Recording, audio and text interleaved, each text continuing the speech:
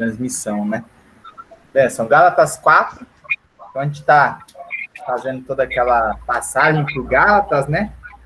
E já vimos a ênfase do texto, né? Como a gente viu nos outros 3 capítulos, né? A ênfase de Gálatas é a questão da liberdade, né? Paulo, ele briga muito sobre a questão da liberdade que estava sendo cerceada, né? Os judeus, eles estavam dizendo, olha, Cristo mais alguma coisa. No caso deles, era Cristo mais a junção do povo, né? Então, era Cristo mais os rituais judaicos, né? Na época. Então, eles estão brigando contra isso e Paulo está brigando do outro lado, e esse capítulo esse e o próximo capítulo são 2 capítulos que Paulo entra muito forte na questão da liberdade, né? Ele usa alguns termos, né? E aí eu vou separar e dividir os termos para a gente poder ter esse entendimento do que ele estava falando também, né? Paulo, ele fala algumas coisas muito interessantes. E é muito bom, é válido isso. Amém? Amém. Vamos lá? Vamos ler? Pode começar? Quantos versículos cada um? Deixa eu ver. Quanto tem? Em 31, nós estamos em 7. 28, 4, 5 para cada um, e aí eu acabo lendo os menos. Um pouquinho menos. Então vamos. Digo, pois, que durante o tempo em que o herdeiro é menor, em nada difere em escravo, posto que ele é senhor de tudo, mas está sob tutores e curadores até o tempo pré-determinado pelo Pai. Assim também nós, quando éramos menores, estávamos servilmente sujeitos aos rudimentos do mundo. Vindo, porém, à plenitude do tempo, Deus enviou seu Filho, nascido de mulher, nascido sob a lei, para resgatar os que estavam sob a lei, a fim de que recebêssemos a adoção de filhos. A adoção de filhos. E porque vocês são filhos... Delinda, pode ir. Vai, pode ir. E porque vocês são filhos, Deus enviou o Espírito de seu Filho ao nosso coração. E esse Espírito clama, Abba, Pai.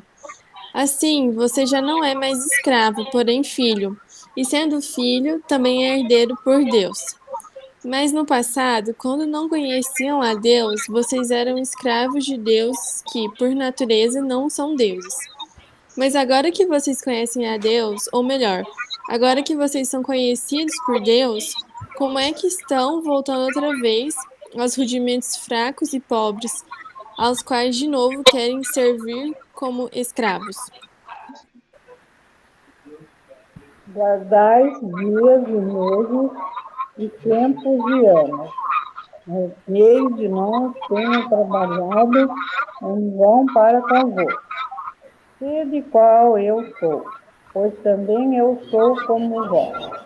Irmão, assim vos suplico, em nada me ofendeste. E vós sabeis que vós preguei o Evangelho a primeira vez, por causa de uma enfermidade física. E posto que a minha enfermidade na carne vos foi tentação, contudo não se revelaste desprezo nem desgosto. Antes me recebeste como anjo de Deus, como o próprio Cristo Jesus, que é feito, pois, a vossa exultação, pois vos dou testemunho de que, se possível fora, tereis arrancado do vosso próprio olhos para nos dar. Tornei-me porventura vosso inimigo por vos dizer a verdade? Os que vos obsequiam não o fazem sinceramente, mas querem afastar-vos de mim para que o vosso zelo seja em favor deles. É bom ser sempre zeloso pelo bem, e não apenas quando estou presente convosco, meus filhos, por quem, de novo, sou prazores de parto, até ser Cristo formado em vós. Pudera eu estar presente agora convosco e falar-vos em outro tom de voz, porque me vejo perplexo a vosso respeito. Dizei-me vós, os que três estavam sob a lei, acaso não ouvis a lei? Pois está escrito que Abraão teve 2 filhos, um da mulher escrava e outro da livre. Mas o da escrava nasceu segundo a carne, e da livre mediante o projeto. Essas coisas são alegóricas, porque essas mulheres são 2 mulheres. Uma, na verdade, se refere ao Monte Sinai, que gera para a escravidão. Esta é Agar. Ora, Agar é o Monte Sinai, na Arábia, e corresponde a Jerusalém atual, que está em escravidão contemporânea. Mas a Jerusalém lá de cima é livre, a qual é nossa mãe, porque está escrito: alegra-te, ó estéril, que não dás à luz. Exulta e clama, tu que não estás de parto, porque são mais numerosos os filhos da abandonada que os da que tem marido. Vós, porém, irmãos, sois filhos da promessa, como Isaque. Como, porém, outrora, o que nascera segundo a carne perseguia, ao que nasceu segundo o Espírito, assim também agora. Contudo, o que diz a Escritura? Lança fora a escravo e seus filhos, porque de modo algum o filho da escravidão será herdeiro com o filho da livre. Portanto, irmãos, somos filhos não da escrava, mas da livre. Amém. Li um versículo. Amém. Só sobrou um. de perder. Isso, deixa eu apresentar a tela aqui. Aí qualquer pergunta vocês não esqueçam de me fazendo, tá bom?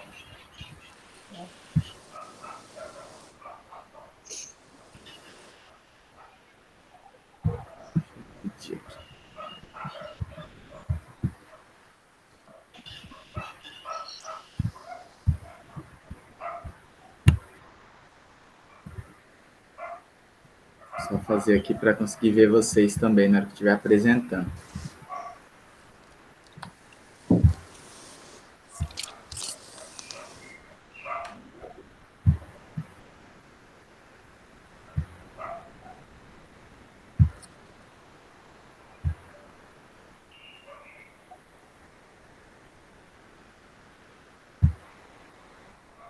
Aí.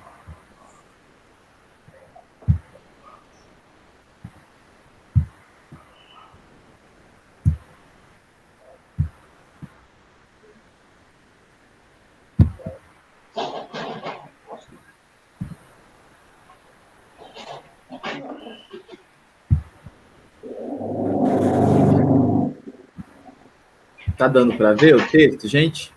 Sim. Tá. Benção. Cadê? Deixa eu ver que eu voltei.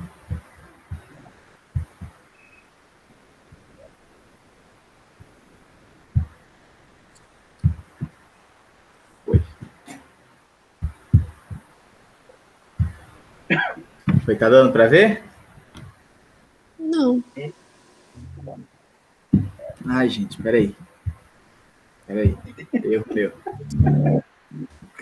Erro da pecinha que tá atrás do computador. Mas olha que dá falta de cabelo. Agora vai dar. Deu? Deu. Benção, então. Qualquer coisa vocês me falem. Qualquer pergunta também. E a gente vai seguir, né, da onde a gente está seguindo com a carta de Gálatas. Já expliquei essas questões de onde ela veio. O alerta de Paulo, né, nesse texto vai ficar muito claro, né? A gente está no capítulo 4. E agora a gente vai ter os tópicos de hoje, né? O texto ele se divide em filiação, né? Primeiro, a nossa filiação em Cristo, que é o primeiro bloco. Paulo divide. Depois, a preocupação dele em relação aos galacianos, né? Ou da região dos Gálatas. E depois ele vai usar uma tipificação, né? Fazer uma usar como forma de exemplo, né, a vida de Sara e a vida de Agar. Vocês me perdoem que eu escrevi Sara errado. Jesus, tô vendo aqui, agora tô assustando, porque Sara não é assim. Não, Sara é com H, no final, no hebraico. Na minha Bíblia tá sem o H. Mas tá errada. Porque no hebraico, Sara, Débora, são nomes que tem o H no final para exemplificar a tônica. Então, sempre ao nome da minha mãe também. Tem muita gente que escreve Débora com... Até em algumas Bíblias tem isso, né? A Débora de Juiz lá tá com o acento no E. Mas não é, sem o H. Na verdade, o nome é com H no final. Que é a versão hebraica do nome, né? Por ser um nome hebraico. Então, eu escrevi errado ali, perdão. Depois eu corrijo. Benção, gente. E aí o texto vai separar, né? Essa primeira parte que ele vai falar sobre a nossa filiação com Deus. E Paulo, ele está trabalhando essa questão, né? Ele já vem trabalhando sobre isso, né? Que nós somos filhos de Deus. E aí, nesse texto, se a gente lembrar no texto seguinte, anterior a esse, ele está falando, olha, vocês corriam tão bem que agora vocês, como assim? Agora, tão pouco tempo depois, vocês já estão se desviando de tudo aquilo que eu ensinei a vocês, né? E aí, agora ele vai começar a falar sobre essa filiação. Ele diz, olha, digo, porém, o seguinte, durante o tempo em que o herdeiro é menor de idade, em nada se difere de um escravo, mesmo sendo o senhor de tudo. Então, aí ele vai trazer essa antiga aliança, esse é o grande cerne desse capítulo, né? Paulo brigando sobre uma antiga aliança que produzia escravos, então todo mundo que estava mediante uma antiga aliança, eles eram escravos do rito, escravos da fórmula, né? Eles tinham um modelo que eles eram escravos por conta do pecado original, até, como ele vai dizer no começo do texto, lá no capítulo 1, até a vinda de Cristo, né? Quando Cristo chega, Cristo nos tira desse peso de escravidão e nos faz viver agora sobre esse ambiente de liberdade, né? Por Cristo somos livres. Alcançamos maturidade, né? Filiação. Nós deixamos de ser escravos que não sabiam o que o seu senhor fazia ou não tinha esse entendimento do que era necessário, para agora nos tornarmos filhos. Então ele está brigando, tá falando, olha, enquanto o herdeiro é menor, e aí é de idade, né? A pessoa que é de idade inferior, ele é um escravo, porque mesmo se a gente pensar, né? Se alguém que tem muitas posses, ou alguém que não tem quase nenhuma, mas em alguns ambientes, se a pessoa, ela mesmo tendo as coisas, se ela é menor de idade, ainda assim, ela vai continuar sendo tutelada, ela não vai poder usufruir de todas as coisas, por causa que a idade dela não permite, ela tem que ser tutelada, né? Que é aí que ele vai dizer no versículo 2, ele fala, mas está sob tutores e curadores até o tempo determinado pelo pai, né? Eu lembro quando eu era criança, meus pais fizeram uma poupança, né? Que eu só podia usar com 18 anos. Eu falei, gente, que negócio terrível, né? Porque aquele negócio, eu tinha o dinheiro, mas na verdade eu não tinha o dinheiro, né? Porque o dinheiro eu não podia usar. Então, assim, era algo que era meu, mas ainda assim era tutelada pelo banco até eu completar a maioridade, né? Então, do mesmo jeito, o escravo, né? O herdeiro, quando ele é menor, ele é escravo do seu próprio momento, né? Ele acaba sendo tutelado por outras pessoas, sendo escravo de outras pessoas, né? Mesmo ele já sendo dono de tudo, né? E aí ele vai dizer isso, resumindo isso como sendo a antiga aliança. Nós, quando éramos menores, estávamos escravizados aos rudimentos deste mundo, né? Então ele está falando sobre essa menoridade, né? Sobre esse ambiente onde nós éramos escravos dessa antiga aliança. E aí ele vai trazer a nova aliança que ele resumiu no capítulo 3. Ele vai dizer, olha, mas quando chegou a plenitude do tempo, Deus enviou o seu filho, nascido de mulher, nascido sobre a lei, então nascido sobre esse ambiente de escravidão. E aí muitas pessoas vão dizer, né? E muitos cristãos não entendem o porquê Jesus, mesmo já tendo sabedoria, mesmo sendo Deus, mesmo nesse ambiente de sendo 100% Deus, 100% homem, ele precisa abrir mão, né, de sua glória, como vai dizer Filipenses, né? Ele se esvazia de si mesmo, da sua deidade, de todo o seu poder, vive tutelado de uma certa forma pelo Espírito Santo. E aí ele cai nesse ambiente, né? Ele se coloca sob esse ambiente de estar debaixo da lei. E muitas vezes nós não entendemos o porquê ele precisou esperar 30 anos. A gente fala, é Deus, ele era o próprio Deus, encarna e tem que esperar 30 anos. É exatamente sobre esse ponto, né? Ele precisou, né, para cumprir todas as profecias e para estar, né, legalmente cumprindo a lei, para poder transcrever e colocar nós sobre a nova aliança, ele precisou estar sob a lei, né? Sob esse ambiente de aguardar os tempos, né? E aí ele vai dizer o porquê, né? Para resgatar os que estavam sobre a lei, a fim de que recebêssemos a adoção de filhos. Então, essa é a grande obra da lei para nós, né? Romanos 8, da lei não, a grande obra de Jesus para nós. Romanos 8 vai resumir isso também, né? Paulo resume para a igreja de Romanos, ele fala, olha, quando a partir do meio de Jesus, a partir do Espírito, agora vocês são adotados por esse Espírito, por meio daquele que vos amou.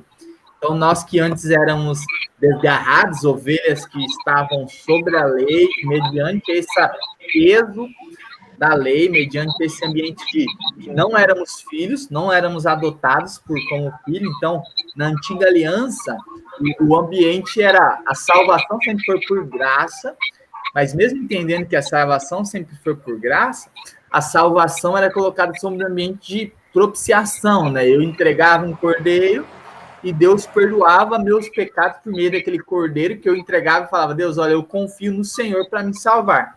A partir do momento da graça, a partir do mistério que Paulo vai falar para Colossenses, né, que o mistério de Cristo que foi revelado, a partir desse ambiente, nós recebemos agora a filiação e agora nós confiamos em Deus, né, por meio de Jesus, para ser a propiciação dos nossos pecados. Né? O cordeiro não precisa mais morrer, porque Jesus faz esse ambiente de agora nos receber para adoção. Né? Nós somos cordeiros com Cristo. E aí ele vai continuar e diz, por quê? Vocês são filhos, Deus enviou o Espírito de seu Filho ao nosso coração. E esse clama, Abba Pai. Lembrar, Abba é uma palavra no aramaico, né? Que significa paizinho, né? Numa tradução mais fiel. Então, esse Espírito, ele clama essa fala no nosso coração, né? Paizinho, nós somos agora filhos de Deus. E assim você já não é mais escravo, porém filho. Sendo filho, também é herdeiro por Deus. Então, essa é o grande resumo de Paulo nesse começo do texto. Né? Paulo está resumindo esse ambiente de salvação, né, que ele tinha, né? Esse ambiente de nova aliança, que agora para eles é apresentado. Né? Agora para eles é disponibilizado por meio de Cristo. Né? Então, sem Cristo, nós não tínhamos essa oportunidade de sermos chamados filhos. Como o próprio Paulo vai dizer, antes de Cristo, nós éramos desgarrados, né? Nós estávamos caminhando segundo nossa própria concepção, né? Segundo a nossa própria vida.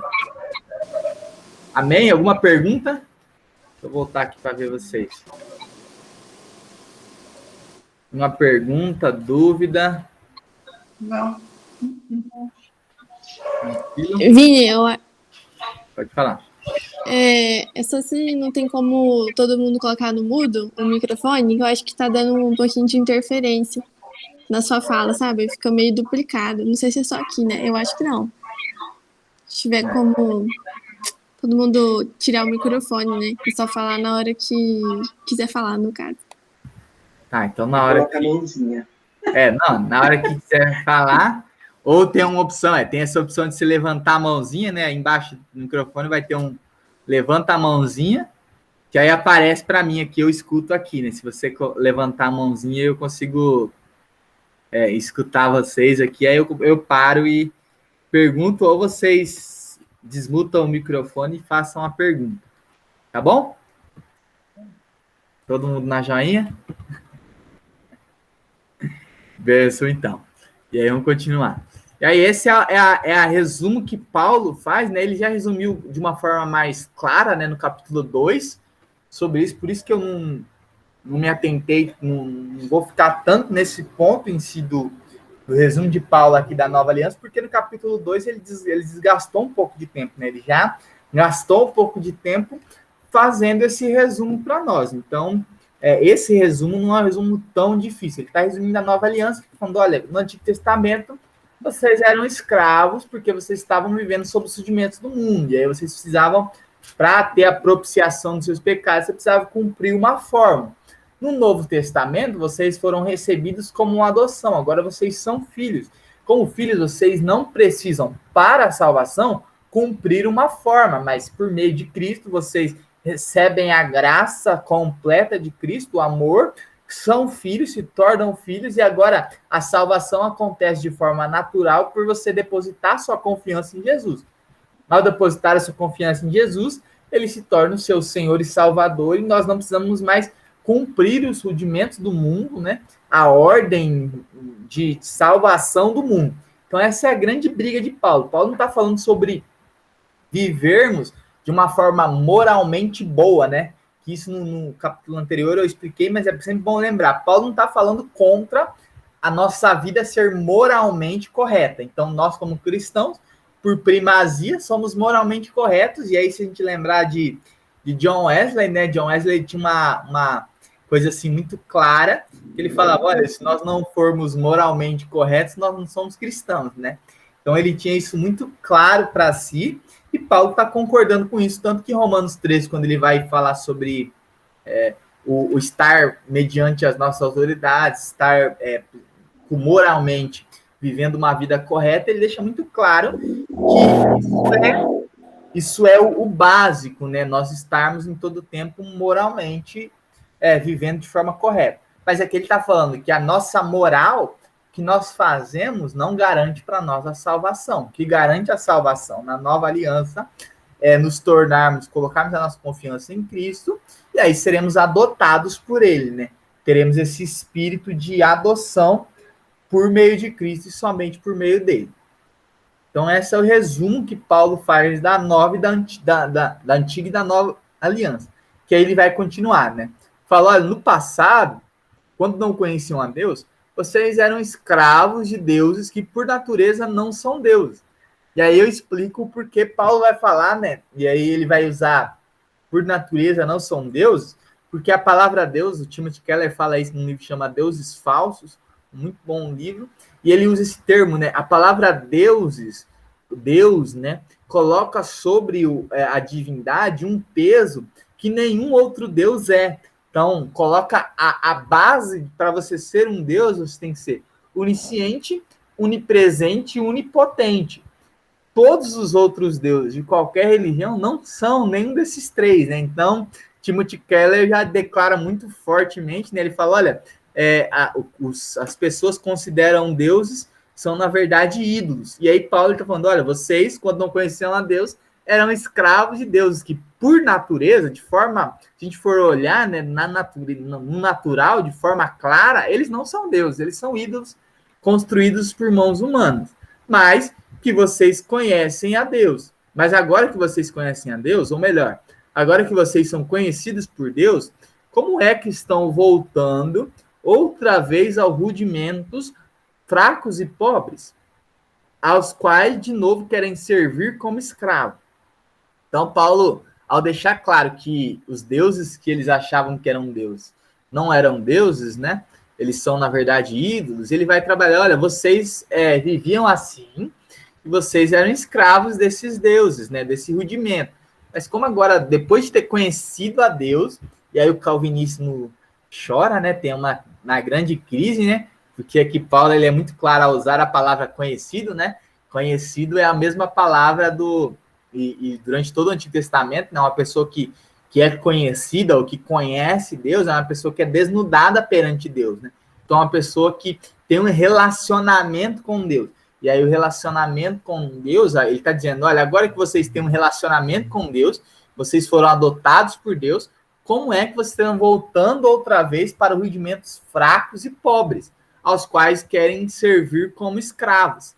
Então, ele está olhando para crentes convertidos, pessoas que tiveram o Espírito Santo, como ele falou no versículo atrás, que no versículo 7, que Deus deu o Espírito Santo para essas pessoas, como agora vocês estão querendo voltar, estão voltando outra vez aos rudimentos fracos e pobres, aos quais querem servir como escravos, né? E aí ele demonstra a sua preocupação, que agora que nós conhecemos a Cristo, nós não podemos mais nos escravizar, que é como ele vai começar também o capítulo 5, né, de Gálatas, né?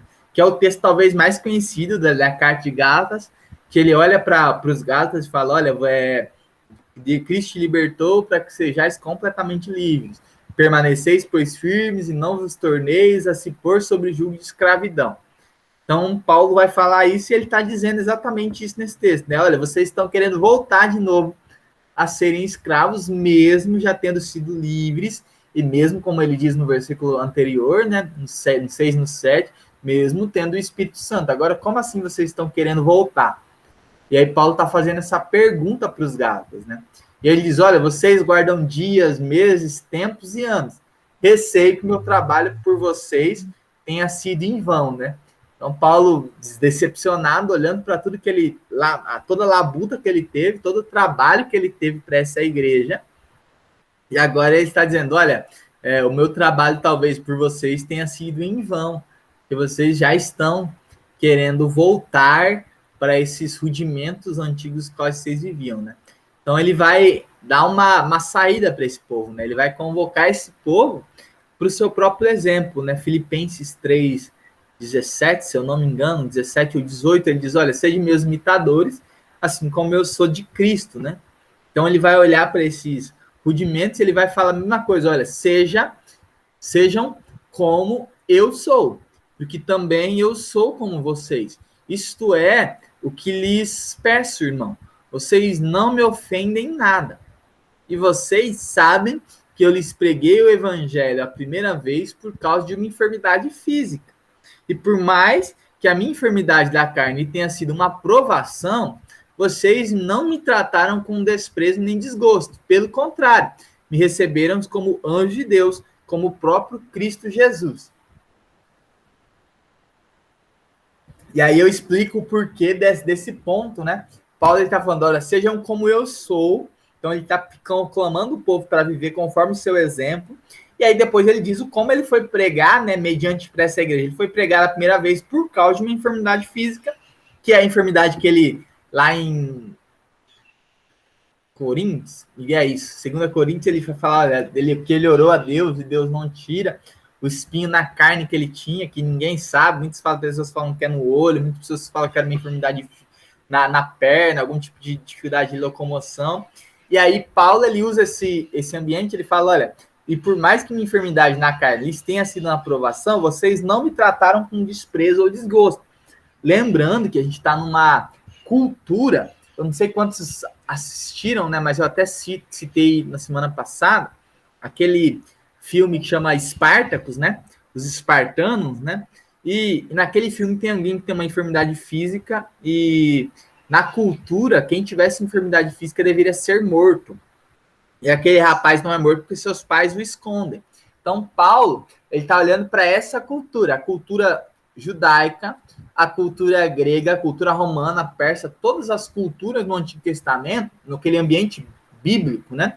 No ambiente onde a palavra de Deus está, todas as culturas, elas faziam algumas coisas. Ou elas rejeitavam os seus doentes, ou matavam, né? Em alguns ambientes tinham a questão da morte muito clara, os que eram enfermos, eles deveriam ser mortos na hora. Ou você desprezava, que a gente vê diversos textos bíblicos que Deus está falando, olha, toma cuidado do estrangeiro, do órfão, da viúva, daqueles que são mais necessitados, porque é uma responsabilidade da igreja, dos que são de Deus, cuidarem dessas pessoas. Por quê? Porque na cultura eles são desprezados. Então, na cultura, todas as pessoas são desprezados de bate-pronto, né? Então, as pessoas que têm enfermidade, eles são desprezados de primeira. Então, eles não têm oportunidade. E em alguns ambientes a gente vê João 9, Jesus encontra aquele cego, e aí o povo de Deus, os discípulos do Senhor, olham para Jesus e falam, Jesus, o que aconteceu? Quem pecou? Foi o pai dele ou a própria criança que pecou no útero? Não sei se ele deu um chute mais forte, eu não imagino o que na mãe, enquanto ele estava na barriga, porque eu não imagino qual que é a ideia dos discípulos ao perguntarem, né, sobre a criança ter pecado. Mas ele diz, olha, quem pecou para que ele pudesse ter nascido com essa enfermidade? Por quê? Porque a enfermidade está ligada a um pecado e um castigo de Deus. Se todo mundo tivesse uma enfermidade, ele era castigado por Deus. Em outras culturas, castigado pelos seus deuses, né? Então, nesses ambientes, a gente vê essa crise, e aí Paulo ele vai pregar com a enfermidade no seu corpo, e ele diz, olha, mesmo eu tendo sido um motivo de uma provação para vocês, ainda assim vocês me aceitaram, além do que os olhos poderiam ver, né? Como um próprio Cristo que estivesse pregando para vocês. E isso é de extrema importância para nós entender, né? As culturas, por muito tempo, menosprezaram aqueles que têm deficiência, ou aqueles que fossem canhotos, né? De esquerda. E aí vem os nomes que a gente usa, né? Eu particularmente, a gente usa no Brasil, em alguns lugares, né? Pessoa de direita é uma pessoa que é linha conservadora e tudo mais, e a esquerda é sempre ligada para aquela mente mais pesada.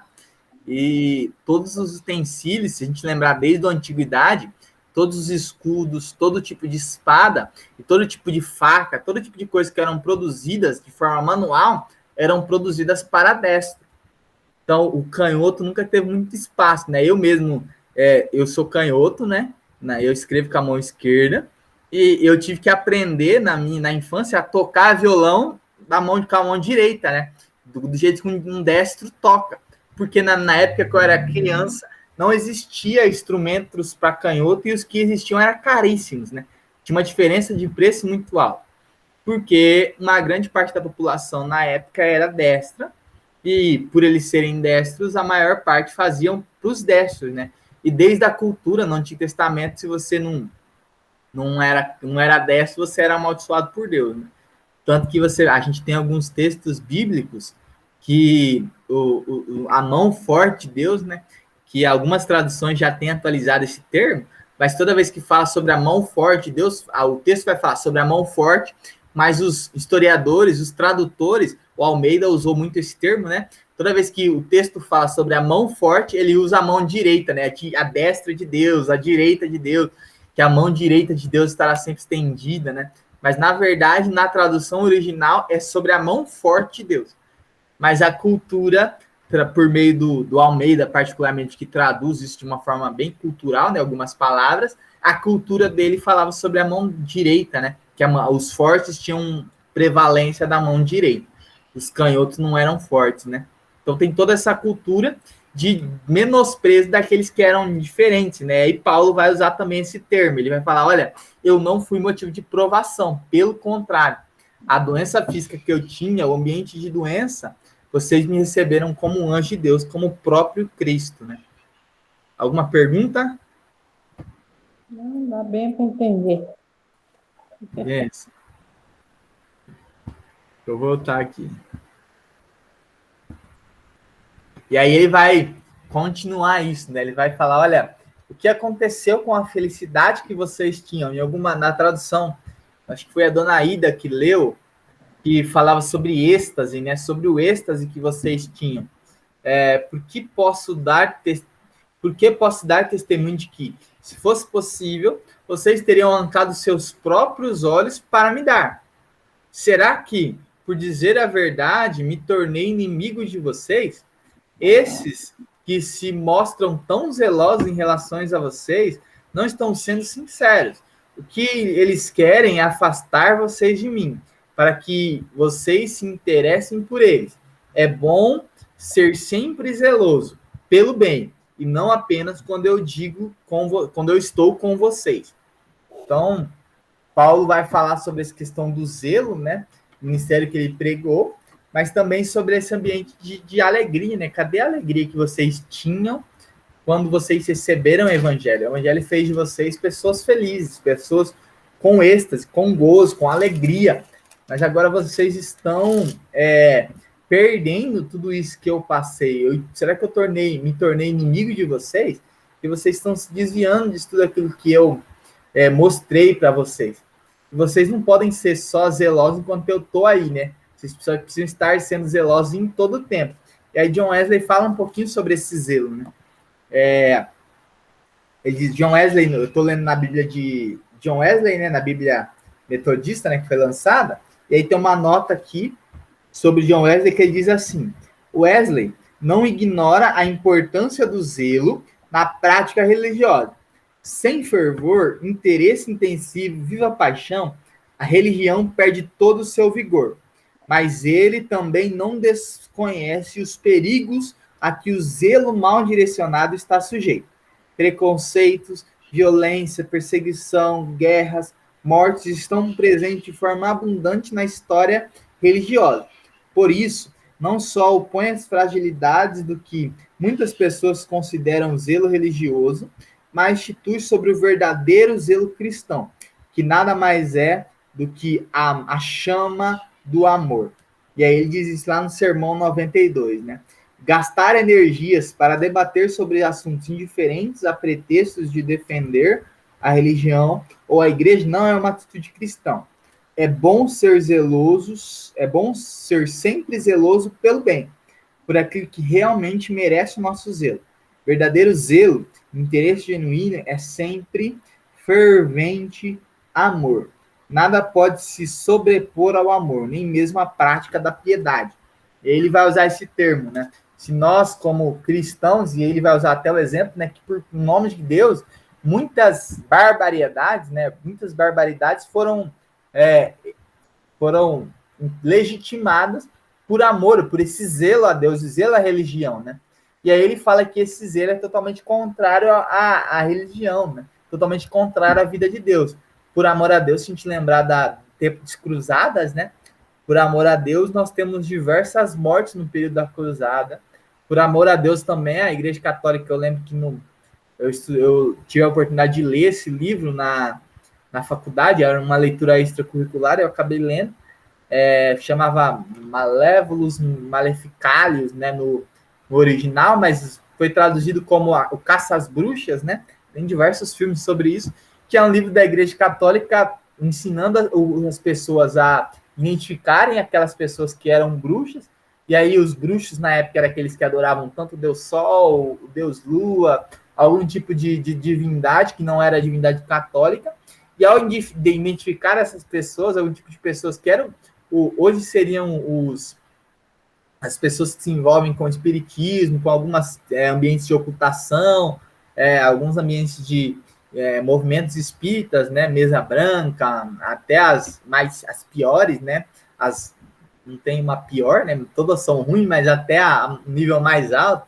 e aí seriam mais ou menos isso, né, para a gente entender um pouquinho, e a Igreja Católica ensinando essas pessoas a identificar, eles autorizavam essas pessoas a prenderem e a levar para o governador da vila para matarem.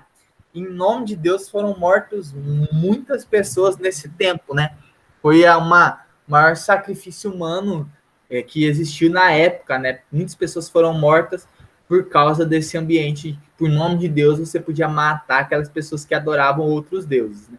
Então, essa era a grande crise, né, que John Wesley sempre nos lembra, né? O amor a Deus, o zelo cristão, ele tem que estar sempre vinculado ao amor, né? Então, o zelo cristão é um zelo que, em todo tempo, nos faz ser zelosos pelo bem, né? Ser zelosos para a prática do bem. E aí, Paulo está usando esse mesmo ambiente. Ele fala, não adianta só vocês cultivarem do zelo, né, ao cristianismo, do zelo ao amor a Deus, só quando eu estou com vocês, né? Porque se vocês cultivarem só quando eu estou com vocês, vocês não estão cultivando nada. E aí ele vai caminhar um pouquinho mais, e aí ele vai falar, olha, meus filhos, já encerrando essa parte de... Alguém quis falar? Eu escutei um barulhinho aqui. Então vai, Wellington. Tem que Só uma pergunta. Pode fazer. Tentei a mão, não consegui. Foi. Não, deu certo, eu escutei. Ah, é? Então, veja. Quando foi citado aí a respeito de que, se fosse possível, os Gálatas teriam tirado os próprios olhos e entregado a Paulo.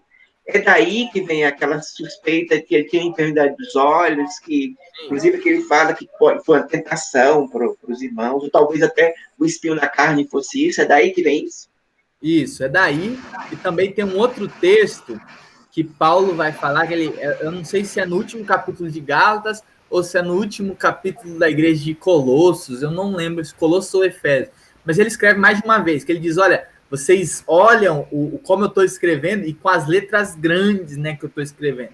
Então, ele dá ênfase à forma de escrita dele, como assim, a observação para a escrita dele, que talvez ele não escrevesse tão bem. E aí as pessoas falam, se ele tem algum problema no olho, talvez ele não escreva bem por conta disso. Então, tem essa cultura por conta desse ambiente.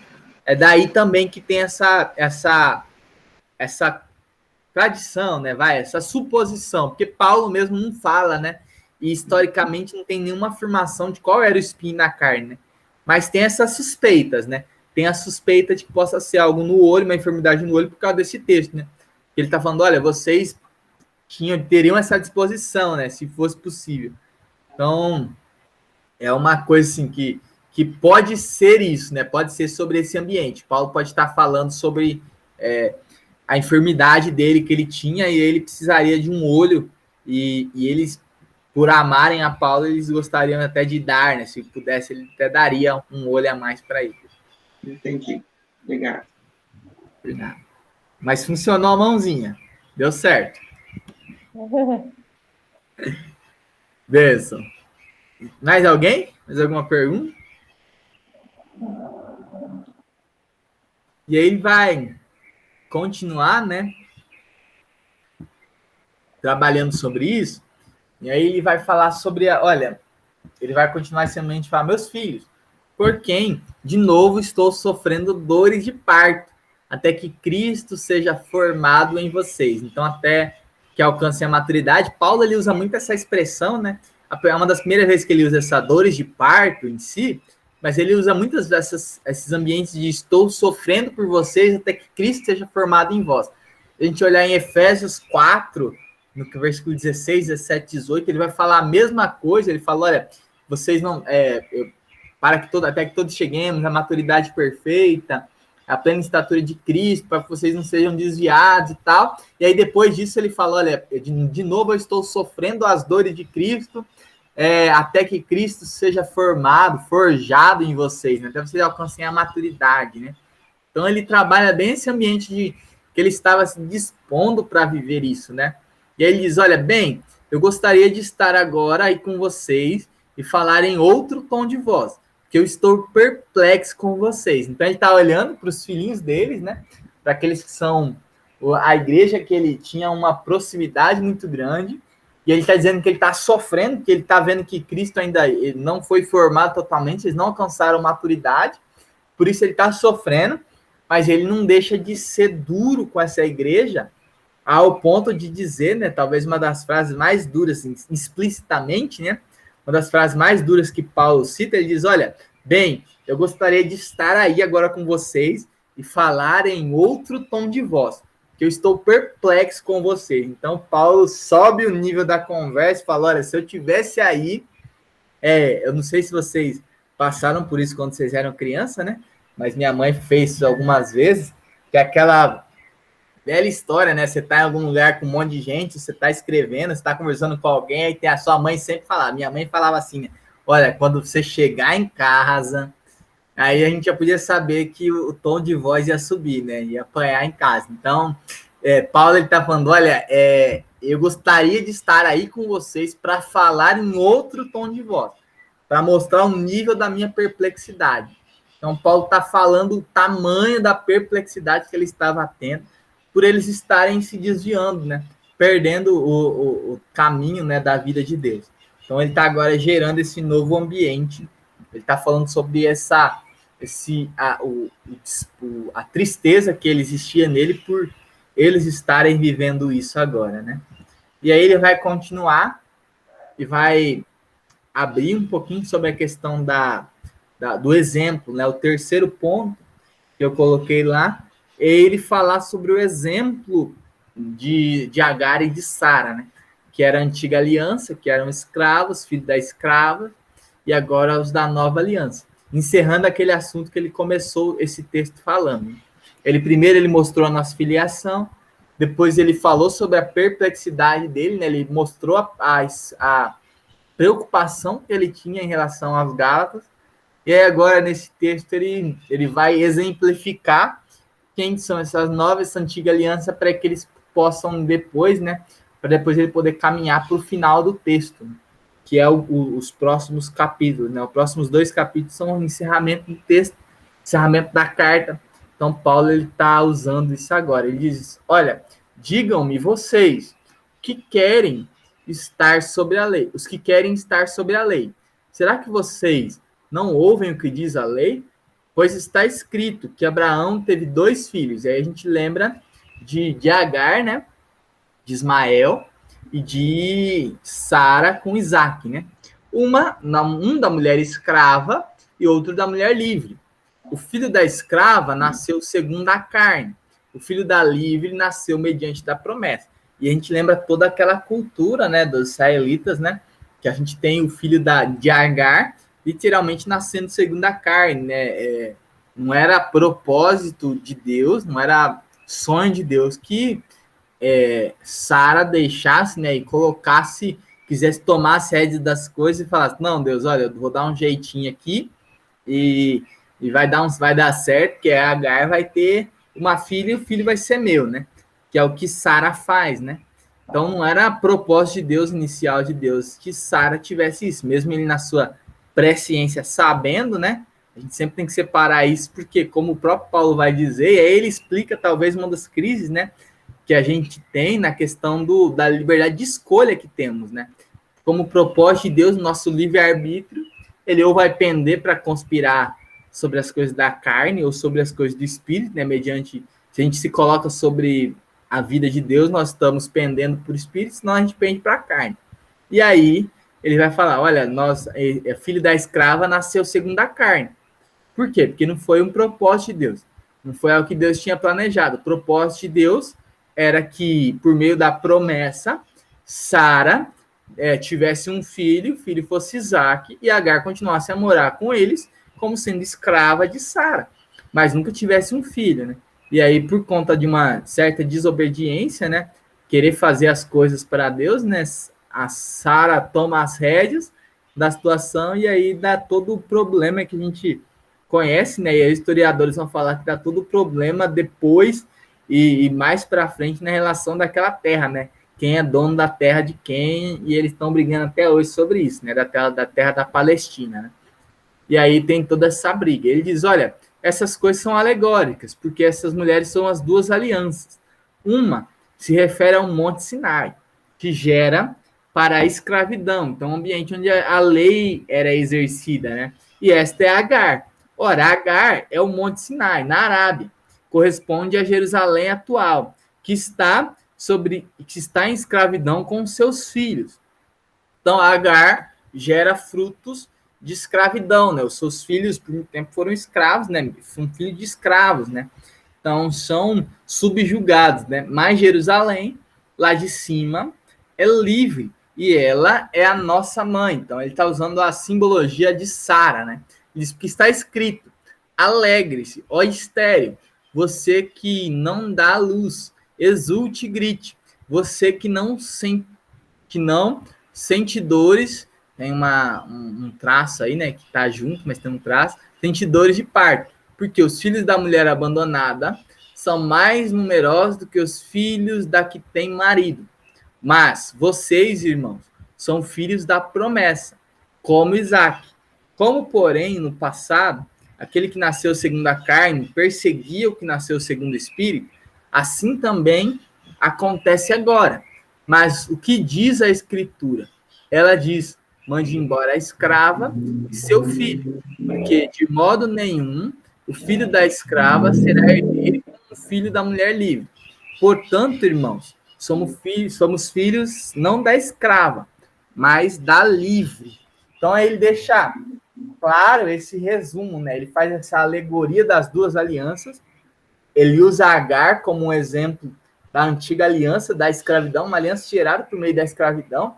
Então, por meio do pecado, nós fomos escravizados e a escravidão gerou em nós pendência ao pecado, pendência às coisas da carne. Então, nós vivemos com uma tendência para a carne, aprisionados à carne. por meio de Cristo, agora nós deixamos de ser escravos da carne, nos tornamos livres por Cristo. E por isso que nós temos que vigiar todo o tempo, né? Porque agora nós entregamos a nossa vida, nós paramos de entregar a nossa vida à carne, estamos entregando a nossa vida a Deus, e isso é uma tendência diária que precisamos ter, que aí Paulo vai falar no capítulo 5, né? Que é o texto semana que vem. Nós vamos enxergar um pouquinho sobre esse ambiente onde Paulo deixa claro que o cristão, mesmo se convertendo, ele ainda assim precisa vigiar em todo o tempo e alimentar o seu espírito em todo o tempo, né? Para que ele em todo o tempo se sobreponha sobre a carne. E aí ele vai dizer, olha, nós somos, por meio da graça, por meio de Cristo, filhos, herdeiros como filho da mulher livre. Então nós temos uma filiação, não da escravidão, mas por Cristo nós temos uma filiação para a salvação. Porque todos os que estavam mediante a segunda aliança, mediante a lei, eram escravizados, eles pecavam, e ao pecar eles tinham que entregar o cordeiro, porque eles não conseguiam parar de pecar. Por meio de Cristo, nós temos o Espírito Santo em nós, o Espírito Santo nos capacita para que nós não pendemos mais ao pecado, mas agora nós vivemos uma vida santificada a Deus, e o pecado ele acaba acontecendo, nós não vemos mais iniquidade, né? Uma escravidão da iniquidade, e o pecado ele é algo que, um desvio do alvo, que acontece de forma, por sermos ainda seres humanos, né? Mas ele não é uma prática, nós não vemos mais sobre a prática do pecado, então nós agora somos livres da prática do pecado, coisa que na antiga aliança não acontecia, né? Então, por meio de Cristo, nós temos essa liberdade. Então, nós somos filhos não da escrava, mas da livre. Então, Paulo deixa muito bem claro a filiação. Todos os que estão mediante a lei são filhos da escrava, que vivem mediante a uma escravidão, mediante algo que precisa fazer para que isso seja perpetuado. Todos os que são filhos de Deus são, por meio de Cristo, são filhos da liberdade, né? São filhos de Cristo, são filhos da mulher livre, né? Como ele vai dizer. Temos a oportunidade de sermos livres desse pêndulo do pecado. Então, ele resume a antiga e a nova aliança como sendo esse princípio, né? Ele deixa muito claro para nós. Ele fala, olha, antigamente nós vivíamos mediante esse pêndulo, agora nós vivemos sobre a graça da liberdade, né? Nós somos livres em Cristo. Então, nós não podemos ficar pendendo para a lei, né? Se nós nos basearmos e queremos viver pela lei, a lei vai produzir em nós escravidão, né? A lei não produzirá em nós salvação, regeneração. Ela vai produzir o que ela sabe produzir. A lei só sabe produzir escravidão, que é isso que ela produz em todos os tempos, né? Então, nós somos filhos, não da lei, para sermos escravos, mas nós somos filhos de Cristo, de Deus por meio de Cristo, né? Então, cordeiros com Cristo. Nós somos filhos da liberdade por meio de Cristo. Amém? Alguma dúvida? Crise? Eu só queria falar uma coisa, pastor, assim, o senhor falando sobre a diferença digamos, do esquema de H e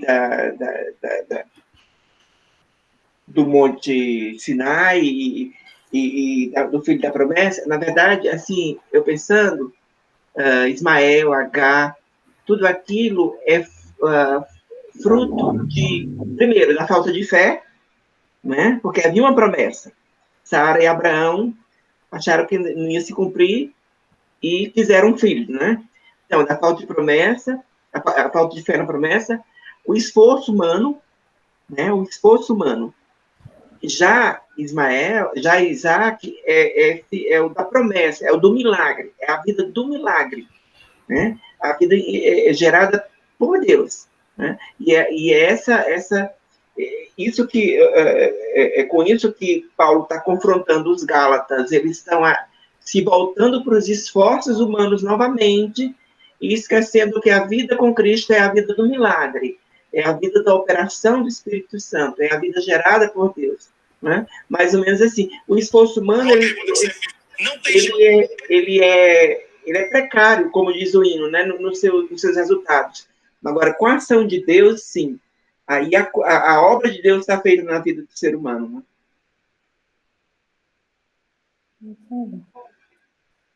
É isso aí. Exatamente esse ponto, né? Que Paulo vai brigar, né? Que aí ele vai ter uma discussão, e eu gosto muito daquele ponto onde Paulo sobe o tom, né? Eu já falei isso uma vez para vocês, e eu sempre gosto de reforçar, né? Paulo, às vezes, eu acho que ele envia a carta para não bater no povo, né? E pessoalmente ele estaria batendo, né? E aí ele envia as cartas, que aí dá tempo dele recuperar a paz, ficar tranquilo de novo. Mas nessa parte, na palavra de Deus, né? No versículo 20, se eu não me engano, 19 ou 20, ele fala: olha, se eu estivesse aí, vocês iam apanhar hoje. Hoje vocês iam subir o tom com vocês. Então, Paulo, ele é bem enfático nisso, né? E é a preocupação que a gente sempre tem que ter, né? A preocupação de não caminharmos mediante a lei, né? A gente pode, se a gente se preocupar e colocar nossa confiança para a salvação na lei, a gente vai estar vivendo igual os escravos, né? Igual esse ambiente do Antigo Testamento. Mas se a gente entender que essas coisas, né? A lei, os ritos, as coisas que nós temos, elas não nos salvam. O que nos salva é Cristo. E não tem nada demais, né? Eu sempre falo para alguns lugares, né? Que tem alguns ambientes que pessoas... Tem algumas igrejas, né? Que são adventistas do sétimo dia, né?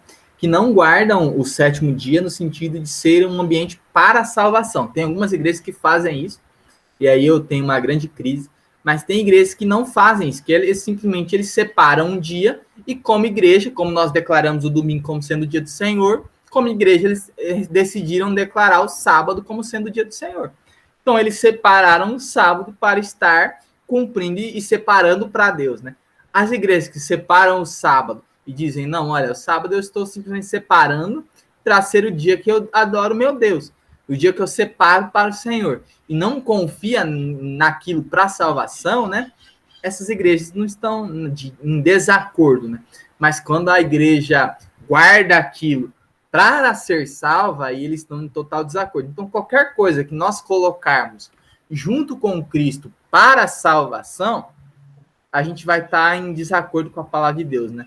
Então, se a gente disser, não, é Cristo mais alguma coisa, a gente já está em desacordo com a graça de Deus. A graça de Deus, ela nos tira esse mais, né? Somente Cristo nos salva. Então, nós fazemos tudo que fazemos não para sermos salvos, mas porque fomos, né? Porque fomos salvos, nós evangelizamos, nós cuidamos de pessoas, nós temos uma moral ética cristã, uma visão cristã, porque fomos salvos. Nunca para sermos salvos, né? Então, esse entendimento precisa estar sempre no nosso coração, né? De que nós fomos salvos e por isso nós podemos fazer isso. Né? Por isso temos esse ambiente. Amém? Alguma pergunta? Amém. Não? Todo mundo crente, todo mundo em paz. Graças a Deus. Beleza, então vamos orar, gente? É isso. Pai, nós te damos graças, Deus, por esse tempo. Jesus, nós agradecemos ao Senhor porque todo tempo, por meio da tua graça, do Espírito Santo, nós temos sido confrontados pela tua palavra, nós temos conseguido aprender mais do Senhor, desenvolver mais zelo, amor pelo Senhor, e um zelo que se manifesta no amor, Deus, na graça que o Senhor nos dá e na presença que o Senhor revela a nós, Deus. Nós te somos gratos por isso, nós louvamos o teu nome por isso. Queremos em todo tempo, Deus, cultuar ao Senhor, engrandecer ao Senhor, em todo tempo declararmos que só o Senhor é digno de receber toda a honra, todo louvor, toda a glória, papai. Venha sobre as nossas vidas, unge os nossos corações, ministre sobre as nossas vidas em todo tempo, para que possamos ser aconchegados pelo Senhor em todo momento. Nós louvamos o Senhor por isso, te adoramos por isso, te engrandecemos. Guarda-nos até o dia de amanhã, para onde cultuaremos ao Senhor, onde estaremos vivendo esse primeiro domingo de Advento. Nos abençoa também, Deus. Crie em nós essa expectativa pela vinda do Senhor. Deus. Advento é tempo de criarmos essa expectativa e que nós tenhamos a expectativa de podermos celebrar que o Senhor encarnou a terra. Nós somos gratos por isso. Em nome de Jesus que oramos, te agradecemos e louvamos ao Senhor em todo o tempo. Amém. E amém. Amém. Gente, Deus abençoe. Amém. Você Amém. Todos. abençoado. Na noite abençoada para todos, de cuidado. Em nome de Jesus. Vocês também. Fiquem com Deus. Fiquem com Deus, irmãos. Amém. Com Deus. Deus abençoe. Pessoal, Deus abençoe a todos. Tchau, gente. Tchau, Até tchau. amanhã. Deus abençoe. Até amanhã. Tchau. Tchau, tchau. Deus Tchau. quiser. Tchau, tchau, amém.